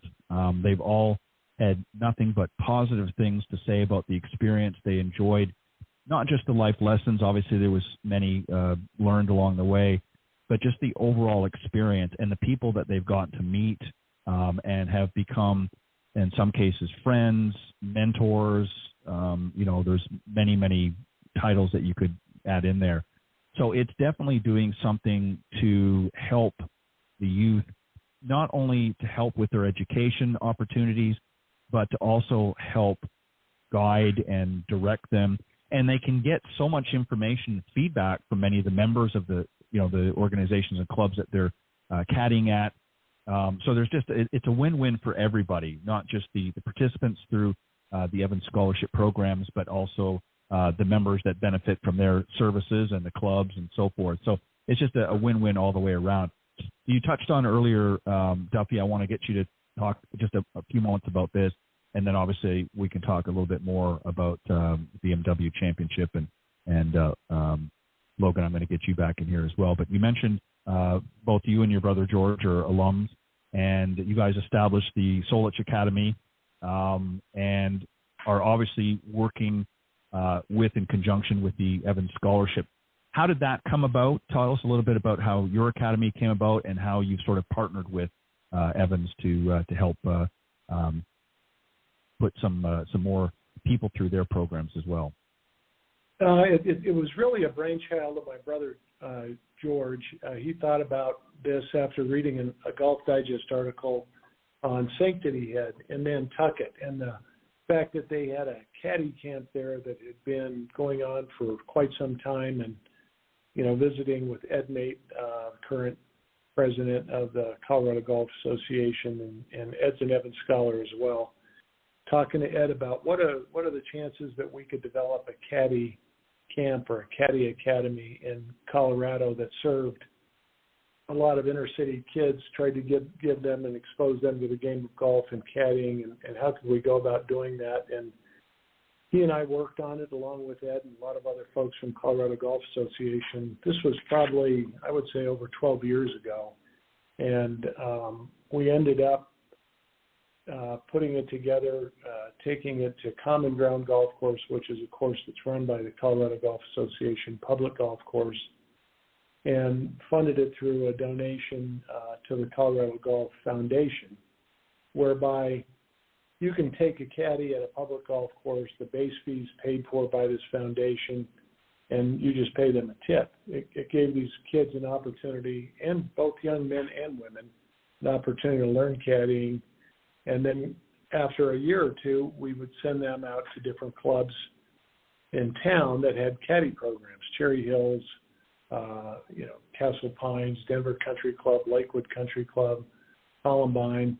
And these kids would get real life experience working at big time clubs and being exposed to members and a lot of different things. And it's really worked out extremely well. Since its inception, we've had over 500 kids through the program, wow. And 44 of that 500 have received an Evans Scholarship. So it's been kind of a neat, really neat evolution. A few years ago, we convinced the Broadmoor to start Broadmoor Caddy and Leadership Academy. George and I both grew up in Colorado Springs, worked at the Broadmoor Caddying, amongst other things, and convinced them that we ought to start another caddy program there. And since that time, there's been almost 100 kids participate in that program, eight of which have since received Evans Scholarships. So we're starting to really get to a point where I think both these programs are getting more adept and precise in how we identify the kids, train the kids, get them caddying.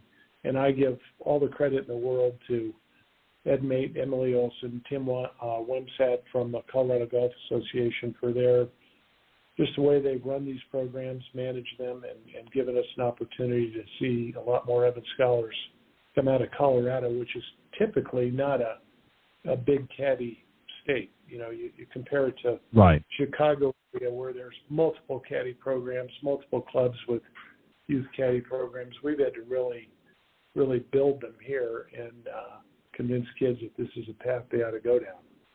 So I think it sounds like it's really. Sorry, go ahead. Go ahead. Finish your thought.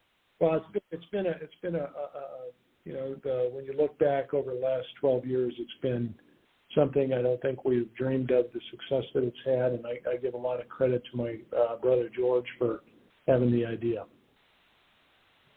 Well, it sounds like you guys are doing a lot to change that narrative and getting more and more, youngsters, especially in your area, to become aware of the opportunities that are available. And I think as time continues to go on, it's much like, as I mentioned, when I first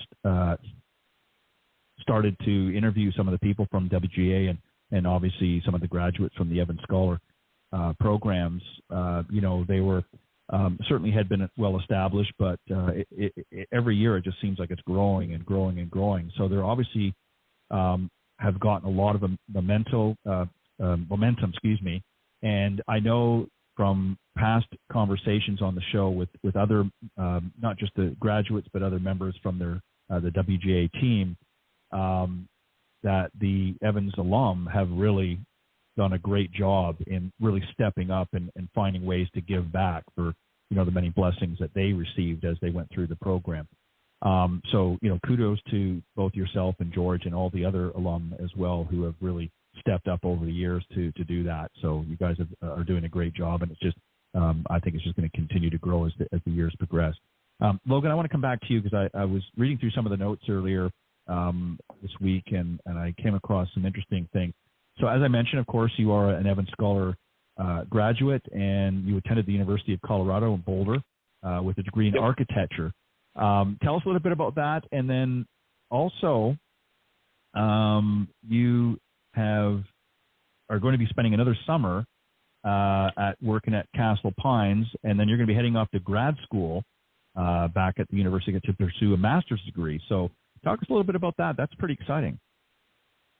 It is really exciting. I didn't know that this much schooling was going to be in my future. I thought I was going to have to be in the workforce pretty quickly to make some money and everything. But it's been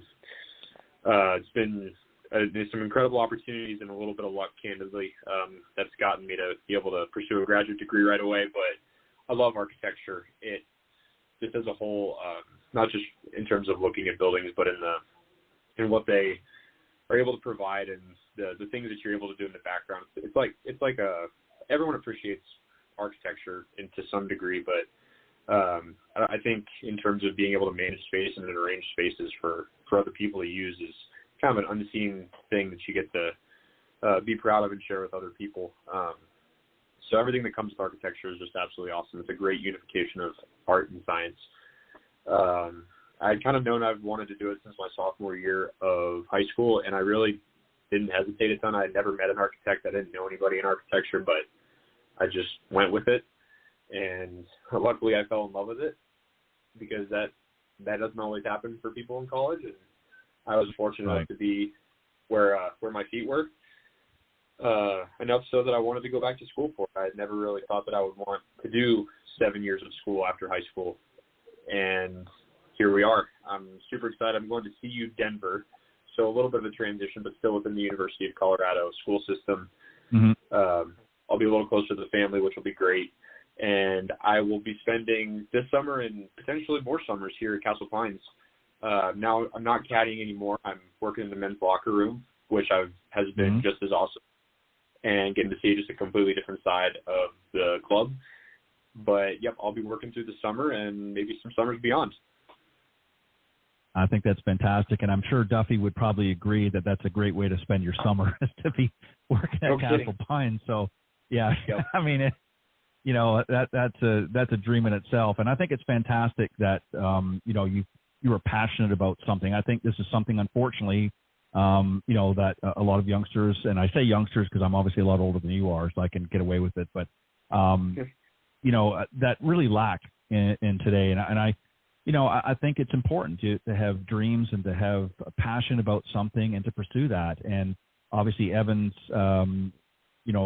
Scholars your program has done that, and they've been a very supportive family. You had, and I don't want to, have to, relive anything specific, but I know that early into the few weeks into the program, your family, you had endured some tragedy, and you indicated that both the Evans Scholar family was a huge support for you as well. And it's a transition, and obviously Duffy and his family have been a big support as well. Do you want to just touch a little bit on that?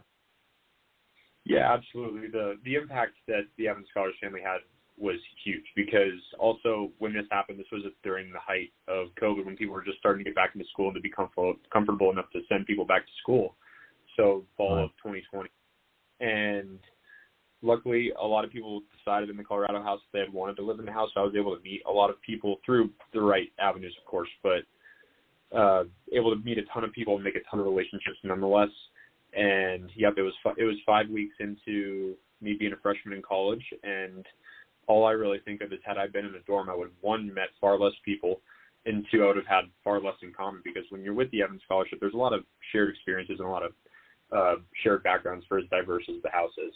You know kind of some perspectives that people are coming from. You get to relate to people quite a bit, and that's not quite something you would be afforded in the dorms. And so had I endured tragedy 5 weeks into living in the dorms, I would have had a completely different experience.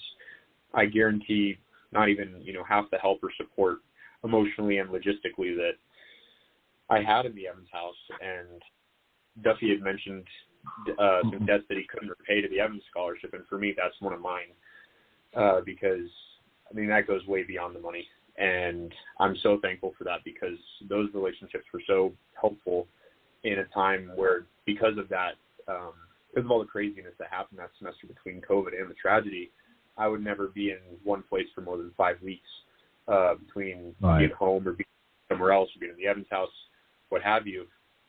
And the way that the relationships that I built in the Evans house that took me under their wing and helped guide me through just chaos was absolutely incredible, and one of, if not the top thing that I won't forget from college beyond any, quote unquote college experience. And you mentioned that, obviously you're very thankful and grateful for his family, for their support, but he's also been obviously a big advocate of yours and also a mentor through the scholarship process. That's got to be something that obviously was very special for you as well, correct? Oh, absolutely. I feel like a lot of Evans scholars feel like they have a mentor and an advocate, and to have Duffy as mine, he is one of the most genuine people I've ever met, and just you feel like people don't need to serve, but people choose to serve, and Duffy is the prime example of that, of making a choice to serve because he does it because he loves it and loves the foundation that he's supporting. And I'm so thankful that I was able to build up a relationship with him and continue to have that relationship with him. And I've caddied for him, I don't know, probably 50 or 60 times leading up to my final years of college. And we obviously built a relationship over that, and has just been absolutely fantastic. He's a great sight to see at the club. Always puts a smile on my face. I hope I can put a smile on his face. And yeah, that relationship, mentorship, whatever you want to call it, has just been fantastic. I'm so thankful for it. I think that's great. Duffy, did you do a good job carrying the bag? You know what? He's come a long way.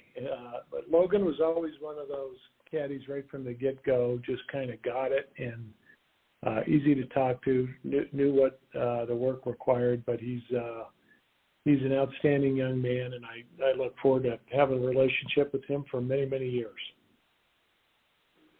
And I also, reading the notes, and I concur with that, but also with this, Logan, is I know that your faith is very important to you as well. And I think it's important, especially in this day and age, that people recognize where their blessings come from and where the grace comes from as well. And you do that here by thanking Jesus Christ for that. And I'm very proud because I share the same sentiment with you, and it's not always easy, as you know, in this day and age. It can sometimes be combative, and I'm glad that you're standing on your convictions for that. So kudos to you, and God bless you for doing that, because it's not always easy sometimes, as I can attest to. So, sorry, go ahead. Sure. Absolutely. No, I was just going to say thank you so much. No, it's my pleasure. I try to do it as much as I can on this platform, on my show. I think it's important to do that, and I have no reservations. All right, so I mentioned I want to get back because I don't want to get in trouble for not talking a little bit more about the BMW Championship, because I know that's why, Duffy, primarily you're here, as well as to talk about, obviously, the Evans Scholar. But talk about, there's a couple of things I want you to touch on. Obviously, very important about honoring our military and also the many charitable benefits as a result of the BMW Championship. Can you touch on a little bit of both? Yeah, thank you, Ted. We've got a great opportunity in this event to honor our military. When you look at the location of where Castle Pines is in South Denver, Castle Rock area, you don't have to look too far for major Army, Air Force bases, a lot of other military installations around us, and Fort Carson Air Force Academy, to name a couple. But we really wanted to make an impact, and Western Golf Association's right there with us, as well as BMW. And any active or retired military individual, man or woman, is able to come to the tournament at no cost through the BMW Championship.com website.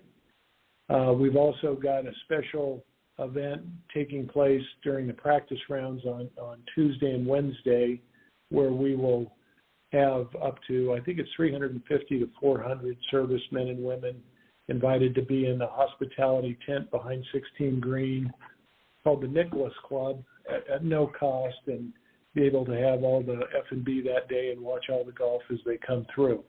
That's one of the benefits. In addition, we hope to maybe start a trend in golf tournaments by having an opening ceremony on the first tee that will be led by Steve Sands. We'll be honoring Jack Nicklaus as the honorary chairman. Jim Nance will be in attendance. And we will have an honor guard followed by singing of the national anthem. Fortunate enough to get the young lady that sings the national anthem at Avalanche games. And then we're working on the final stages, I hope, of getting a flyover that comes up the first fairway over the tee box before the first ball is in the air. So that's something that will be a magnificent start to the tournament and will honor our military and our veterans. I think that's fantastic, and they certainly deserve it. And I'm grateful that obviously the BMW Championship has stepped up and has done that and continues to do that. I think it's great to honor the men and women who have served this nation with their service, not just in the military, but the many sacrifices that a lot of them have had to make for years. And it's good that they're being honored and recognized. And I'm sure they're very appreciative. And the fact that the complimentary admission as well for those members. I want to also point out just some quick facts. I want to, for people that are tuning into the show, I want to just touch on the tie-in with the Evans Scholar Foundation. That's obviously the charitable beneficiary. So all proceeds from the BMW Championship benefit the nationally acclaimed Evans Scholar Foundation. Since 2007, the BMW Championship has contributed more than $50 million to the foundation's mission of sending deserving youth caddies to college. In 2023, the BMW Championship raised $5.5 million for the Evans Scholars Foundation, and through 2023, the championship has contributed $100.8 million to the Evans Scholar Foundation since the foundation was established in 1930. So obviously a very important event for the foundation, and obviously the alum obviously have been able to help as well, as I mentioned. So the event's doing just some miracles for the Evans Scholar Foundation. Your thoughts, Duffy? Well, it's been a great trend, and you mentioned some wonderful statistics right there. And as we began this process a couple of years ago, obviously when you start to see what's been raised and what's been done, you want to excel and you want to be on the curve and top that curve. And I think where we are currently, thanks to a great turnout from the sports fans in the state of Colorado, our own membership, we're sold out for Saturday, just about sold out for Sunday. We've had an incredible pouring of support for corporate hospitality, other donations and events.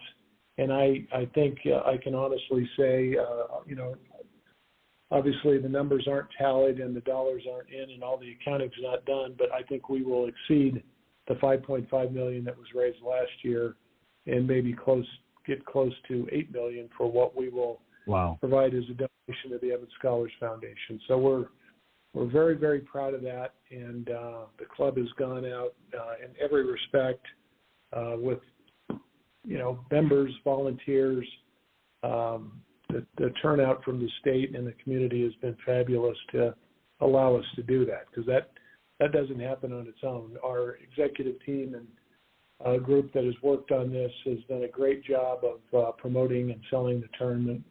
Locally here, we've had some wonderful commercials by two of our prominent members, John Elway and Peyton Manning, that if you watch the sales figures after those commercials, I think we sold more tickets in a couple days after those commercials than we had in the previous 2 weeks. So advertising works.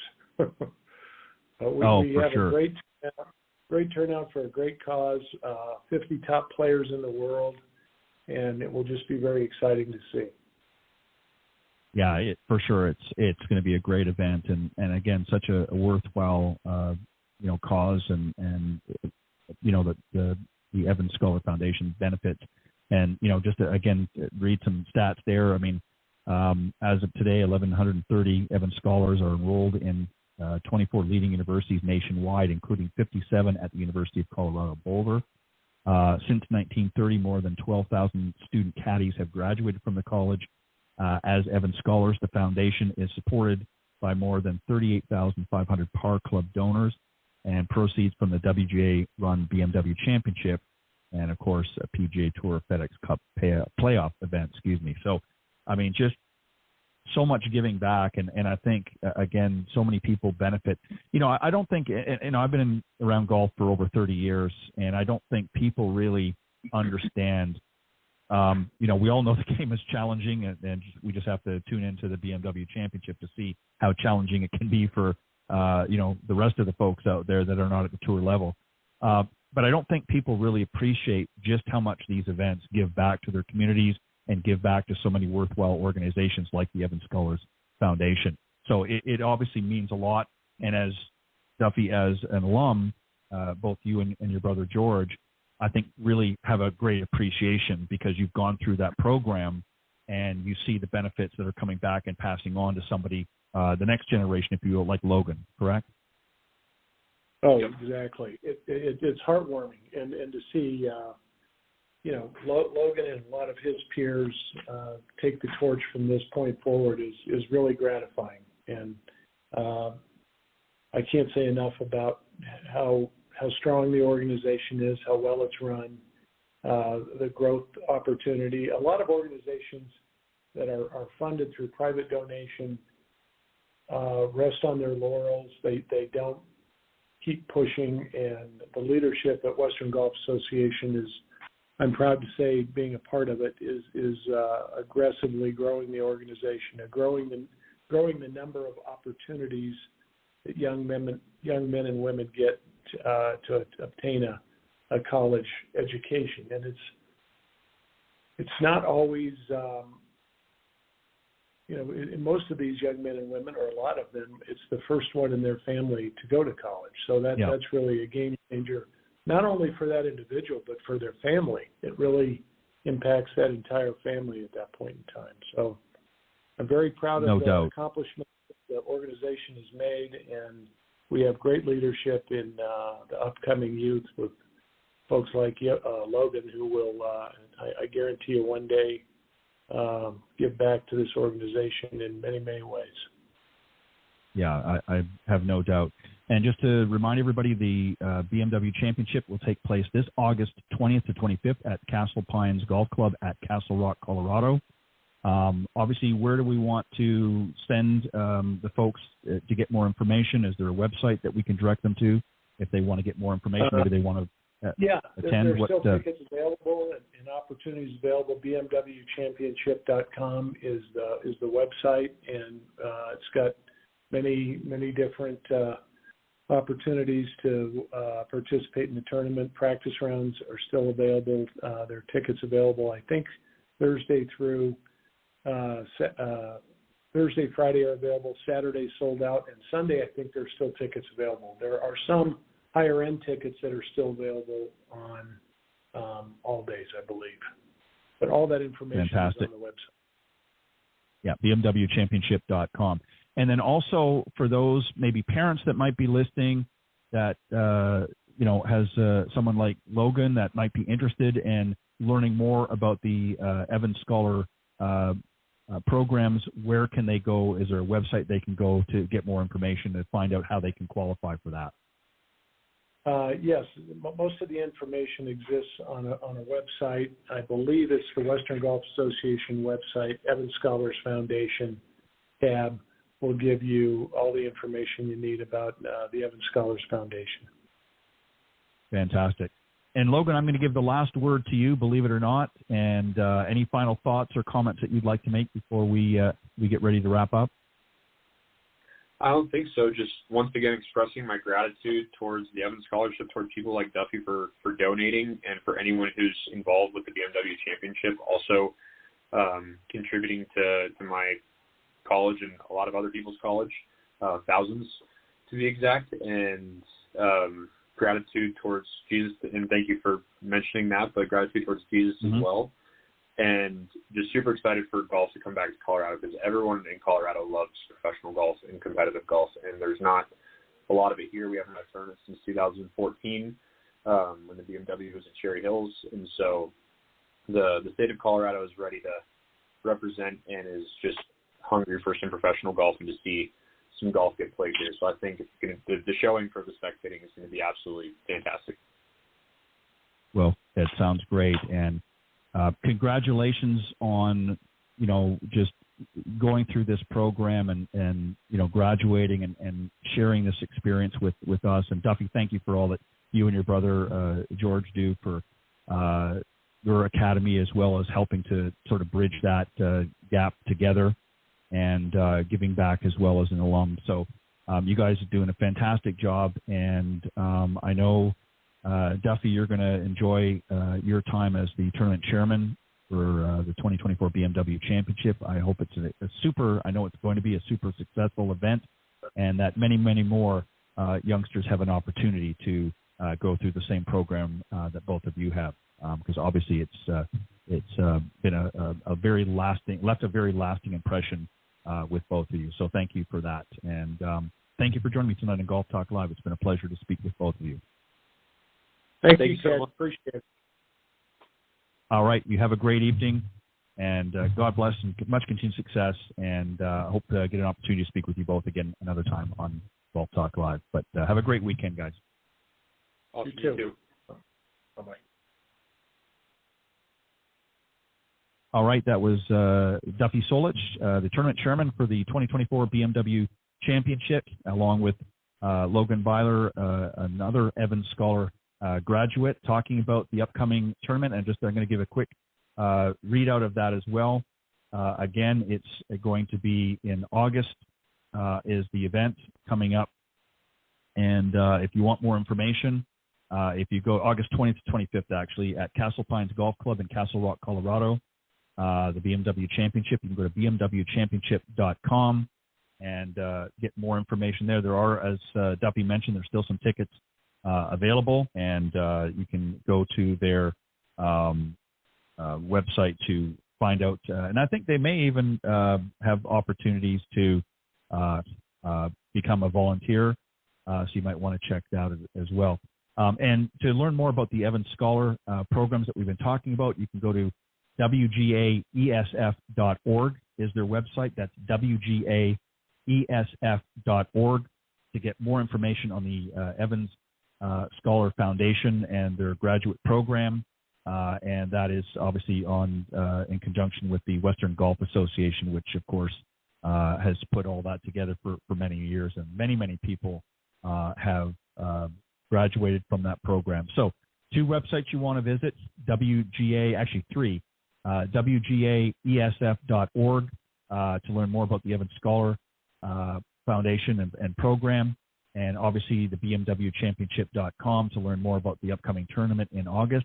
And then obviously, if those of you are looking for a place to travel out in the Utah area, as my earlier travel guest talked about, you can go to blackdesertresort.com to learn more about that and find out about the upcoming PGA Tour event that will be happening a little bit later in October of this year, and also find out some information about the LPGA event that's going to be taking place in May of 2025. So lots of great things to investigate. As I mentioned, if you're not able to join me live on Golf Talk Live, you can go to blogtalkradio.com/Golf Talk Live, and you can scroll down to the on-demand section. You can also do the same thing for my Tuesday show.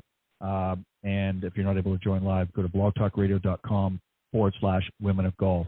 And that airs live every Tuesday from 9 to 10 a.m. Eastern. And Golf Talk Live is 6 to 8 p.m. Central here on the blogtalkradio.com network. But both of them, you can visit the archives, or you can come and listen live when you get a chance. As I mentioned earlier in the show, special thanks to the guys on Coach's Corner, John Decker and John Hughes, for joining me on the panel. Great discussion, guys. And also Colby Cowan, the general manager at Black Desert Resort Golf, for being my special travel segment guest earlier in this evening. And once again, thanks to Duffy Solich, the tournament chairman for the 2024 BMW Championship, and Logan Byler, the Evans Scholar graduate. Thanks, guys, for joining me. Have a great weekend, and I will see you next time here on Golf Talk Live. God bless everybody. Have a great weekend. Bye-bye. Thanks for joining us. We hope you enjoyed this week's broadcast of Golf Talk Live. We'd like to thank this week's Coach's Corner panel, and a special thank you to tonight's guest. Remember to join Ted every Thursday from 6 to 8 p.m. Central on Golf Talk Live. And be sure to follow Ted on Facebook, Twitter, and Instagram. If you're interested in being a guest on Golf Talk Live, send Ted an email at ted.golftalklive@gmail.com. This has been a production of the iGolf Sports Network.